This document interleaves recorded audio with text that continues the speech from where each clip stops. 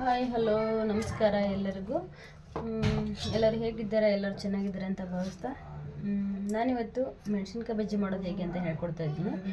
ಅದಕ್ಕೆ ಬೇಕಾಗಿರೋದು ಒಂದಿಷ್ಟು ಮೆಣಸಿನ್ಕಾಯಿ ತೊಗೊಂಡಿದ್ದೀನಿ, ಒಂದು 1/4 kg ಅಷ್ಟು. ಕ್ಲೀನಾಗಿ ತೊಳೆದು ಹಿಂದೆಗಡೆ ತುಂಬ ಅರ್ಧ ಕಟ್ ಮಾಡಿ ಇಟ್ಕೊಂಡಿದ್ದೀನಿ. ಒಂದಿಷ್ಟು ಕಡಲೆ ಹಿಟ್ಟು ತೊಗೊಂಡಿದ್ದೀನಿ. ಅದಕ್ಕೆ ಒಂದು ಚಿಕ್ಕ ಸ್ಪೂನಲ್ಲಿ ಒಂದೇ ಒಂದು ಸ್ಪೂನ್ ಅಕ್ಕಿ ಹಸಿಟ್ಟು ಹಾಕೊಳ್ಳೋಣ. ಅಕ್ಕಿ ಹಿಟ್ಟು ಹಾಕೊಳ್ಳೋದ್ರಿಂದ ಸ್ವಲ್ಪ ಕ್ರಿಸ್ಪಿಯಾಗಿ ಬರುತ್ತೆ ಅನ್ನೋ ಕಾರಣಕ್ಕೆ ಅಕ್ಕಿ ಹಿಟ್ಟು ಹಾಕ್ಕೋಬೇಕು. ಅದಾದಮೇಲೆ ಇದು ಓಮ್ ಕಾಳು ಇದನ್ನು ಒಂದು ಅರ್ಧ ಸ್ಪೂನ್ ಹೀಗೆ ತಗೊಂಡು ಕೈಯಲ್ಲಿ ಹೀಗೆ ತಿಕ್ಕಿ ಹಾಕೋದ್ರಿಂದ ಘಮ ತುಂಬ ಚೆನ್ನಾಗಿ ಬರುತ್ತೆ. ನೋಡಿ, ಈ ಥರ ಮಾಡಿ ಹಾಕೋಬೇಕು.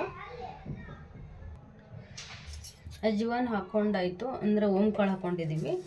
ಒಂದು ಸ್ವಲ್ಪ ಚಿಕ್ಕ ಸ್ಪೂನಲ್ಲಿ ಒಂದು 1/4 ಸ್ಪೂನು ಜೀರಿಗೆ ಹಾಕೊಳ್ಳೋಣ. ಟೇಸ್ಟ್ ತುಂಬ ಚೆನ್ನಾಗಿ ಬರುತ್ತೆ, ಸೊ ಹಾಗಾಗಿ ಹಾಕೊಳ್ಳೋಣ. ಇದಕ್ಕೆ ಒಂದು ಅರ್ಧ ಸ್ಪೂನು ಚಿಲ್ಲಿ ಪೌಡ್ರ್ ಹಾಕೊಳ್ಳೋಣ. ಖಾರಕ್ಕೆ ರುಚಿಗೆ ತಕ್ಕಷ್ಟು ಉಪ್ಪು ಹಾಕೊಳ್ಳೋಣ. ಒಂದು ಚಿಟಿಕೆ ಅಡುಗೆ ಸೋಡಾ ಹಾಕ್ಕೊಳ್ಳೋಣ. ಚೆನ್ನಾಗಿ ಬರುತ್ತೆ ಅನ್ನೋ ಕಾರಣಕ್ಕೆ, ಸ್ಮೂತಾಗಿ ಬರುತ್ತೆ, ಹಾಗಾಗಿ ಹಾಕ್ಕೊಂಡು ಇವಾಗ ಇದನ್ನು ಈ ಹಸಿಟ್ಟನ್ನ ಹೀಗೆ ಫಸ್ಟು ಈ ಥರ ಮಿಕ್ಸ್ ಮಾಡ್ಕೊಳ್ಳೋಣ. ಇವಾಗ ಇದನ್ನು ಡ್ರೈ ಹಿಟ್ಟನ್ನ ಮಿಕ್ಸ್ ಮಾಡ್ಕೊಳ್ಳೋಣ ನೀಟಾಗಿ.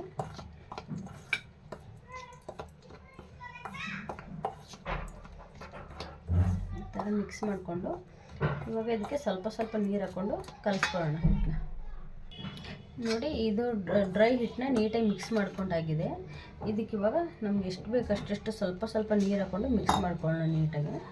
ಈ ಥರ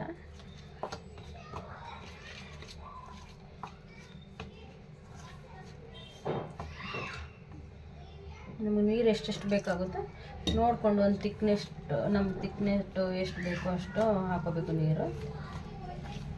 ತುಂಬ ಜಾಸ್ತಿ ಗಟ್ಟಿನೂ ಆಗಬಾರ್ದು, ತುಂಬ ತೆಳುವಾಗೂ ಆಗಬಾರ್ದು, ಮೀಡಿಯಮ್ ಆಗಿರಬೇಕು ಇದು ಹಿಟ್ಟು.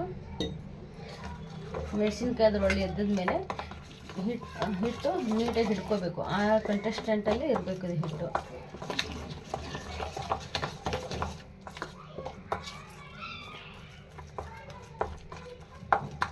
ನೋಡಿ, ಈ ರೀತಿ ನೀಟಾಗಿ ಸ್ಮ್ಯಾಶ್ ಮಾಡಿದಾಗ ಈ ಥರ ಮಾಡಿ ಕಲಿಸ್ಕೋಬೇಕು. ಹಿಟ್ಟು ಚೆನ್ನಾಗಿರುತ್ತೆ.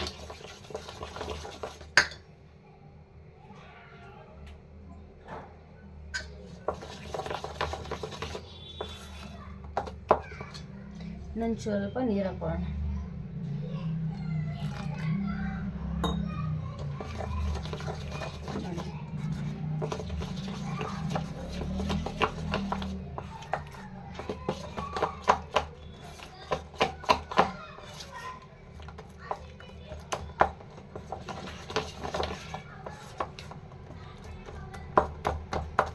ಎಲ್ಲಿ ಒಂಚೂರು ಗಂಟು ಇಲ್ಲದೆ ಇರೋಂಗೆ ನೀಟಾಗಿ ಮಿಕ್ಸ್ ಮಾಡ್ಕೋಬೇಕು ಹಿಟ್ಟು,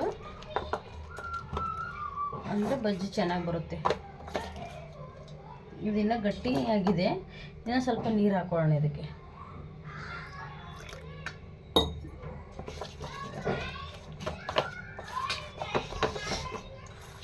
ಅಕ್ಕಿ ಹಿಟ್ಟು ಹಾಕಿರೋದ್ರಿಂದ ಮೇಲ್ಗಡೆ ಕ್ರಿಸ್ಪಿಯಾಗಿ ಕಲರು ಕಂದು ಬಣ್ಣ ಥರ ಬರುತ್ತೆ, ತುಂಬ ಚೆನ್ನಾಗಿ ಬರುತ್ತೆ. ಅದಕ್ಕೋಸ್ಕರ ಒಂದು ಚಿಕ್ಕ ಸ್ಪೂನಲ್ಲಿ 1 ಸ್ಪೂನ್ ಆದರೂ ಅಕ್ಕಿ ಹಿಟ್ಟು ಹಾಕೋಬೇಕು. ಬರೀ ಕಡಲೆ ಹಿಟ್ಟು ಹಾಕೋದ್ರಿಂದ ಸ್ಮೂತಾಗಿ ಬರುತ್ತೆ. ಈ ಥರ ನೀಟಾಗಿ ಸ್ಮ್ಯಾಶ್ ಮಾಡ್ಕೋಬೇಕು ಹಂಗೇನೆ.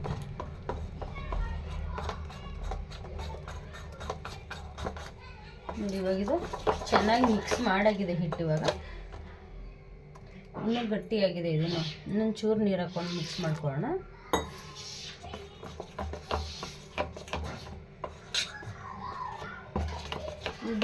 ಈ ಹಿಟ್ಟನ್ನ ಈ ಥರ ಕಲಸಿ ಒಂದು 10ರಿಂದ 15 ನಿಮಿಷ ಏನಾದರೂ ಹಿಟ್ಟು ನೆನೆಯಕ್ಕೆ ಬಿಡಬೇಕು. ಆವಾಗಲೇ ತುಂಬ ಚೆನ್ನಾಗಿ ಬರುತ್ತವೆ ಬಜ್ಜಿ, ಇಲ್ಲಾಂದರೆ ಚೆನ್ನಾಗಿ ಬರೋಲ್ಲ, ಗಟ್ಟಿಯಾಗಿಬಿಡ್ತವೆ ಬಜ್ಜಿ. ಹಾಗಾಗಿ ಇವಾಗ ಇದನ್ನು ಹಿಟ್ಟನ್ನ ಕಲಸಿದ್ದೀವಿ. ನೋಡಿ, ಈ ಥರ ಬಂದಿದೆ ಹಿಟ್ಟು. ಈ ಲೆವೆಲಲ್ಲಿ ಬಂದರೆ ಸಾಕಾಗುತ್ತೆ. ತುಂಬ ತೆಳುವಾಗಬಾರ್ದು, ತುಂಬ ಗಟ್ಟಿನೂ ಆಗಬಾರ್ದು. ನೋಡಿ, ಇಲ್ಲಿ ಕಲಸಿದ್ದೀನಿ ನೋಡಿ, ಈ ಥರ ಬಂದರೆ ಸಾಕು. ಇವಾಗ ಇದನ್ನು ಹೀಗೆ ಕ್ಲೋಸ್ ಮಾಡಿ ಇಡೋಣ. ಸ್ವಲ್ಪ ಇದಕ್ಕೆ ಮೇಲೆ ಕೊತ್ತಂಬರಿ ಸೊಪ್ಪು ಹಾಕೊಳ್ಳೋಣ. ಇವಾಗ ನೋಡಿ, ಕೊತ್ತಂಬರಿ ಸೊಪ್ಪು ಕಟ್ ಮಾಡಿ ಇಟ್ಕೊಂಡಿದ್ದೆ, ಇದನ್ನು ಸ್ವಲ್ಪ ಹಾಕಿ ಇವಾಗ ಇನ್ನೊಂದು ಸಲ ನೀಟಾಗಿ ಮಿಕ್ಸ್ ಮಾಡ್ಕೊಂಬಿಡೋಣ. ಇದು ಒಂದು 10ರಿಂದ 15 ನಿಮಿಷ ನೆನಿಲಿ, ಅದು ತುಂಬ ಚೆನ್ನಾಗಿ ಬರ್ತದೆ. ಇದನ್ನ ಇವಾಗ ಎತ್ತಿಟ್ಬಿಟ್ಟು ಈ ಮೆಣಸಿನ್ಕಾಯಿನ ಕಟ್ ಮಾಡ್ಕೊಳ್ಳೋಣ ಇವಾಗ. ಓಕೆ, ಕಟ್ ಮಾಡೋದಂದರೆ ಫುಲ್ ಫಿನಿಶ್ ಮಾಡೋದೇನು ಬೇಡ. ಈ ರೀತಿ ಈಗ ಒಂದು ಸೈಡ್ ಮಾತ್ರನೇ ಈ ಥರ ಮಾಡೋದ್ರಿಂದ ಖಾರ ತಿಂದೇ ಇರೋರಿದ್ರೆ ಇದನ್ನ ಒಳಗಡೆ ತೆಗೆದ್ಬಿಡ್ಬೋದು. ತೆಗೆದ್ಬಿಟ್ಟು ಮಾಡಿದ್ರೆ ಚೆನ್ನಾಗಿರುತ್ತೆ, ಏನಾಗಲ್ಲ. ಈ ಥರ ಮಾಡೋದ್ರಿಂದ ಹಿಟ್ಟು ಒಳಗಡೆನೂ ಹಿಡ್ಕೋತದೆ. ಹಾಗಾಗಿ ಎಲ್ಲನೂ ಇದೇ ರೀತಿ ಮಾಡಿ ಇಟ್ಕೊಂಡ್ಬಿಡ್ತೀನಿ ಇವಾಗ ನಾನು, ಹಿಟ್ಟು ನೆನೆಯೋವರೆಗೂ. ಆ ಕಡೆ ಎಣ್ಣೆ ಕಾಯಕ್ಕೆ ಇಟ್ಬಿಡೋಣ. ಹಾಗೆ ನೋಡಿ, ಈ ಥರ ಹಾಫು ಈ ಥರ ಮಾಡಿದ್ರೆ ಸಾಕು. ಇದು ಖಾರ ತಿಂದೇ ಇರೋರಾದರೆ ಇದನ್ನು ತೆಗೆದುಬಿಡ್ಬೋದು. ಹಿಂಗೆ ಇದನ್ನು ಮೆಣಸಿನ್ಕಾಯಿ ಒಳಗಡೆದು ಇದಕ್ಕೆ ಬೀಜ ಇರುತ್ತಲ್ಲ ನೋಡಿ, ಇದನ್ನು ತೆಗೆದುಬಿಟ್ರೆ ಖಾರ ಹತ್ತಲ್ಲ ಜಾಸ್ತಿ. ಈ ಥರ ಮಾಡಿಟ್ಕೊಂಡ್ರೆ ಸಾಕಾಗುತ್ತೆ. ಓಕೆ,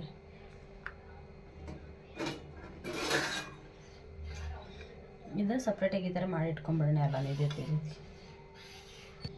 ನೋಡಿ, ಇವಾಗ ಇದೆಲ್ಲ ಹಾಫ್ ಕಟ್ ಮಾಡಿ ಈ ರೀತಿ ಈ ರೀತಿ ಮಾಡಿ ಕಟ್ ಮಾಡಿ ಇಟ್ಕೊಂಡಿದ್ದೀನಿ ಎಲ್ಲನೂ. ಅದು ಹಿಟ್ಟು ನೆನಿತಾ ಇದೆ.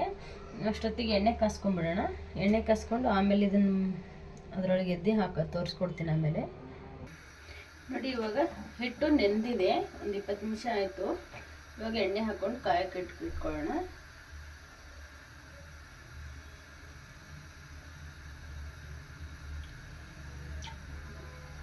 ಈ ಎಣ್ಣೆ ಚೆನ್ನಾಗಿ ಕಾಯಿಲಿ, ಆಮೇಲೆ ಬಜ್ಜಿ ಬಿಡೋಣಂತೆ. ನೋಡಿ, ಹಿಟ್ಟು ಈ ರೀತಿ ಮಿಕ್ಸ್ ಚೆನ್ನಾಗಿ ನೆಂದೋಗಿದೆ. ಈಗ ಇನ್ನೊಂದ್ಸಲ ಈ ಥರ ಮಿಕ್ಸ್ ಕೊಟ್ಬಿಟ್ಟು ಬಜ್ಜಿ ಬಿಡೋಣ. ಮೆಣಸಿನ್ಕಾಯಿ ತಗೊಂಡಿದ್ದೆಲ್ಲ ಕಟ್ ಮಾಡಿ ಇಟ್ಕೊಂಡಿದ್ದು ಇದನ್ನ ಇವಾಗ ಈ ರೀತಿ ಇದ್ರೊಳಗಡೆ ಹಿಂಗೆ ಡಿಪ್ ಮಾಡಿ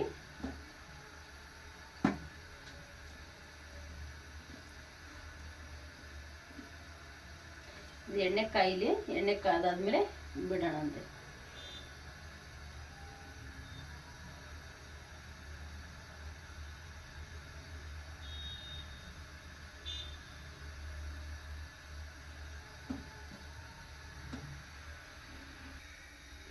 ಇವಾಗ ನೋಡಿ, ಈ ರೀತಿ ಮೆಣಸಿನ್ಕಾಯಿನ ತಗೊಂಡು ಇದ್ರೊಳಗಡೆ ಡಿಪ್ ಮಾಡ್ಕೊಳ್ಳೋಣ. ಈ ರೀತಿ ಒಳಗಡೆ ನಾನು ಕಟ್ ಮಾಡಿರೋದ್ರಿಂದ ಇದ್ರೊಳಗಡೆನೂ ಹಿಟ್ಟು ಹೋಗುತ್ತೆ. ಹಾಗಾಗಿ ತುಂಬ ಚೆನ್ನಾಗಿ ಬರುತ್ತೆ ಬಜ್ಜಿ.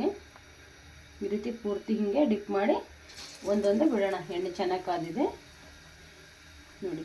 ಈ ರೀತಿ ಹಿಟ್ಟಲ್ಲಿ ನೀಟಾಗಿ ಮುಳುಗಿಸಿ ಆ ರೀತಿ ಆದರೂ ಬಿಡ್ಬೋದು. ಈ ರೀತಿ ಹಾಫ್ ಮಾಡ್ಕೊಂಡು ಬಿಟ್ರೂ ಇನ್ನೂ ಚೆನ್ನಾಗೇ ಇರುತ್ತೆ, ಏನು ತೊಂದರೆ ಇಲ್ಲ. ಸ್ವಲ್ಪ ಹಾಗೆ ಮಾಡಿದ್ದೀನಿ, ಸ್ವಲ್ಪ ಹೀಗೆ ಮಾಡಿದ್ದೀನಿ ನಾನು. ನೋಡಿ, ನಿಮ್ಗೆ ಯಾವ ರೀತಿ ಇಷ್ಟ ಆಗುತ್ತೋ ಆ ರೀತಿ ಬಿಡಿ, ಪರವಾಗಿಲ್ಲ. ಬಿಟ್ಟಿದ್ದೀನಿ, ತೋರಿಸ್ತೀನಿ. ಇವಾಗ ನೋಡಿ, ಬಿಟ್ಟಿದ್ದೀವಲ್ವ ಎಣ್ಣೆಯಲ್ಲಿ ಈ ರೀತಿ ಒಂಚೂರು ಎಣ್ಣೆನ ಮೇಲೆ ಹಾಕಬೇಕು.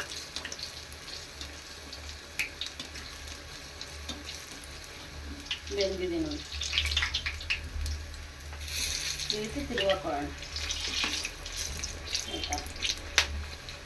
ಖಾರ ತಿನ್ನೋರು ಒಳಗಡೆ ಬೀಜ ಏನು ತೆಗಿಯೋ ಅವಶ್ಯಕತೆ ಇಲ್ಲ. ಖಾರ ಸ್ವಲ್ಪ ಕಮ್ಮಿ ತಿನ್ನೋರು ಏನು ಮಾಡ್ತಾರೆ, ಬೀಜ ತೆಗಿತಾರೆ. ನಮಗೆ ಮಕ್ಕಳುಗಳೆಲ್ಲ ತಿನ್ನೋದ್ರಿಂದ ನಾವು ಸ್ವಲ್ಪ ಬೀಜ ತೆಗೆದುಬಿಡ್ತೀನಿ, ಚೆನ್ನಾಗಿರುತ್ತೆ ಅಂತ. ನಿಮ್ಗೆ ಹೇಗೆ ಅನುಕೂಲ ಆಗುತ್ತೋ ಹಾಗೆ ಮಾಡ್ಕೊಳ್ಳಿ, ಪರವಾಗಿಲ್ಲ. ನೋಡಿ, ತುಂಬ ಚೆನ್ನಾಗಿ ಬರ್ತಾಯಿದೆ ನೋಡಿ. ಒಂದು ಸೈಡೆಲ್ಲ ಬೆಂದಿದೆ. ಇವಾಗ ಇನ್ನೊಂದು ಸೈಡ್ ಬೆಂದರೆ ತುಂಬ ಚೆನ್ನಾಗಿರುತ್ತೆ.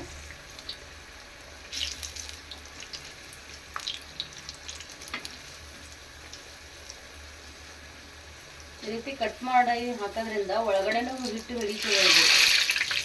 ಹಾಗಾಗಿ ತುಂಬ ಚೆನ್ನಾಗಿರುತ್ತೆ. ಒಳಗಡೆ ನೀರು ಹಾಕಿದ್ರೆ ಈ ರೀತಿ ಆಗುತ್ತೆ.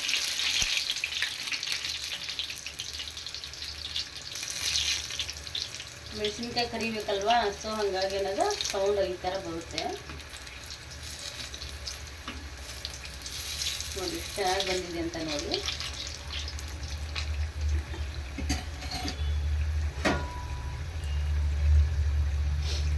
ಇವಾಗ ಇದನ್ನ ಒಂದು ಪ್ಲೇಟಲ್ಲಿ ಎತ್ಕೊಂಡ್ಬಿಡೋಣ. ಆಗಿದೆ, ಇವಾಗ ಇದು ಆಗಿದೆ. ಆಗಿರೋದಕ್ಕೆ ಎತ್ಕೊತಾ ಇದ್ದೀನಿ. ನೋಡಿ ಎಲ್ಲ ಚೆನ್ನಾಗಿ ಬೆಂದಿದೆ. ಈ ರೆಸಿಪಿ ನಿಮ್ಗೆಲ್ಲರಿಗೂ ಇಷ್ಟ ಆದರೆ ನೀವು ಫ್ರೆಂಡ್ಸ್ಗೂ ಫ್ಯಾಮಿಲಿಗೂ ಶೇರ್ ಮಾಡಿ. ಮತ್ತು ನಮ್ಮ ವಿಡಿಯೋನ ಫಸ್ಟ್ ಟೈಮ್ ನೋಡ್ತಾ ಇದ್ದರೆ ನಮ್ಮ ಚಾನಲ್ನ ಸಬ್ಸ್ಕ್ರೈಬ್ ಮಾಡ್ಕೊಳ್ಳಿ. ನೋಡಿ ಮೆಣಸಿನ್ಕಾಯಿ ಬಜ್ಜಿ ರೆಡಿ ಆಗಿದೆ. ಈ ರೀತಿ ಬಂದಿದೆ. ತುಂಬ ಕ್ರಿಸ್ಪಿಯಾಗಿದೆ. ಮೇಲ್ಗಡೆ ಎಲ್ಲ, ಒಳಗಡೆ ಒಂಥರ ಸ್ಮೂತಾಗಿ ತುಂಬ ಚೆನ್ನಾಗಿ ಬಂದಿದೆ. ಈ ರೆಸಿಪಿ ನಿಮಗೆಲ್ಲ ಇಷ್ಟ ಆದರೆ ಒಂದು ಸಲ ಮಾಡಿ ನೋಡಿ. ನೀವು ಕೂಡ ಇಷ್ಟ ಆಗುತ್ತೆ. ತುಂಬ ಚೆನ್ನಾಗಿ ಬಂದಿದೆ. ಸೊ ಹಾಗಾಗಿ ಇಷ್ಟ ಆಗುತ್ತೆ ನಿಮಗೂ ಕೂಡ. ವಿಡಿಯೋ ಇಷ್ಟ ಆದರೆ ಒಂದು ಲೈಕ್ ಕೊಡೋದನ್ನು ಮರಿಬೇಡಿ. ನಮ್ಮ ಚಾನಲ್ ಯಾರೆಲ್ಲ ಫಸ್ಟ್ ಟೈಮ್ ನೋಡ್ತಿದ್ದೀರಾ ಅವರೆಲ್ಲರೂ ನಮ್ಮ ಚಾನಲ್ನ ಸಬ್ಸ್ಕ್ರೈಬ್ ಮಾಡ್ಕೊಳ್ಳಿ. ಹಾಗೆ ಬೆಲ್ ಐಕನ್ನ ಕ್ಲಿಕ್ ಮಾಡಿ. ಇದೇ ರೀತಿ ವಿಡಿಯೋಗಳಿಗಾಗಿ ಮತ್ತೆ ಮುಂದೆ ಸಿಗೋಣ. ಓಕೆ, ಅಲ್ಲಿವರೆಗೂ ಬಾಯ್, ಟೇಕ್ ಕೇರ್, ಬಾಯ್ ಬಾಯ್.